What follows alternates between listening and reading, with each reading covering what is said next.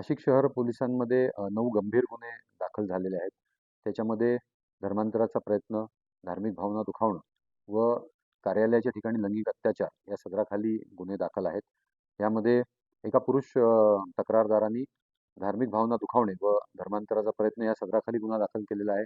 एका महिला पीडिताने नोकरी लावून देतो व लग्नाचे आमिष दाखवून बलात्कार तसेच धर्मांतराचा प्रयत्न व धार्मिक भावना दुखावणे व तसेच अॅट्रॉसिटी ॲक्ट अंतर्गत गुन्हा दाखल केलेला आहे.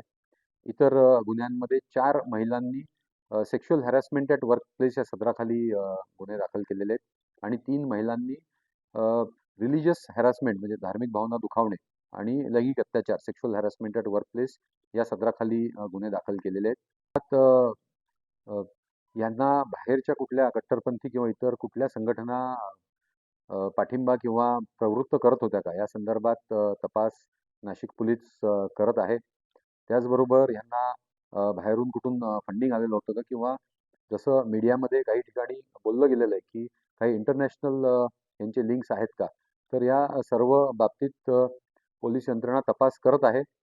SID, ATS, NIA या एजन्सीजना पत्रव्यवहार करण्यात आलेला आहे आणि तपास यंत्रणेच्या पुढे काही ठोस या संदर्भात ज्यावेळेला काही पुरावे येतील त्या संदर्भात त्यावेळेला त्यांच्या संदर्भात त्यात कारवाई करण्यात येईल.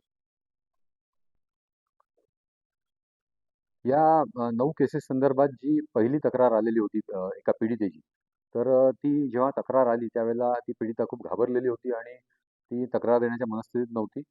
तर पोलिसांनी तिला तिचं कॉन्फिडन्स तिला काउन्सिलिंग केलेलं आहे आणि तिला धीर दिलेला आहे. त्यानंतर तिने तक्रार दाखल केली.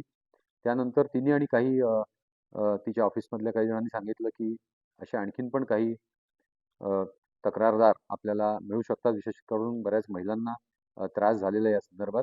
तर त्यावेळेला आमचे नाशिक पोलीसचे जे महिला अधिकारी अंमलदार जे आहेत त्या प्लेन क्लोथ्समध्ये त्या कार्यालयामध्ये गेलेल्या होत्या आणि त्यांनी सर्व त्या ठिकाणच्या महिलांना भेटून त्यांना धीर देणं, काउन्सिलिंग करणं आणि त्यांची काही तक्रार असेल तर पोलीस कारवाई करतील, आपण काळजी करू नका. अशा प्रकारचं त्यांना धीर देऊन त्यांचं मनोबल वाढवलेलं होतं आणि त्यानंतर या तक्रारी दाखल झालेल्या आहेत. या पहिल्या तक्रारीमध्ये जे पीडित आहे तिला जो आरोपी आहे तो एका रिसॉर्टला घेऊन गेल्याचं तिने सांगितलेलं होतं. तर त्याचे पुरावे जप्त करण्यात आलेले आहेत. त्या रिसॉर्टचं एंट्री रजिस्टर किंवा त्यांनी दिलेले डॉक्युमेंट्स त्याचबरोबर जे त्यांनी ऑनलाईन पेमेंट्स केलेले आहेत तर त्या संदर्भात पुरावा जप्त करण्यात आलेला आहे आणि इन्व्हेस्टिगेटिव्ह एजन्सी पुढचं तपास करत आहे. केसेसमध्ये 9 आरोपी आहेत. 9 आरोपीमध्ये 2 महिला आरोपी आणि 7 पुरुष आरोपी आहेत आणि ह्या जे 7 पुरुष आरोपी आहेत ते सर्वच केसमध्ये एकमेकाबरोबर सह आरोपी आहेत. त्यामुळे यांचं एक ऑर्गनाइज्ड ग्रुप झाल्याचं या कार्यालयामध्ये आपल्याला दिसून येतं. त्याचबरोबर ज्या 2 महिला आरोपी आहेत, एक आरोपी जी आहे तिचं नाव निदा आहे, निदा खान आहे आणि ती एका गुन्ह्यामध्ये आरोपी आहे. तिच्यावर चार्ज जो आहे हा धार्मिक भावना दुखावल्याचा चार्ज तिच्यावर आहे.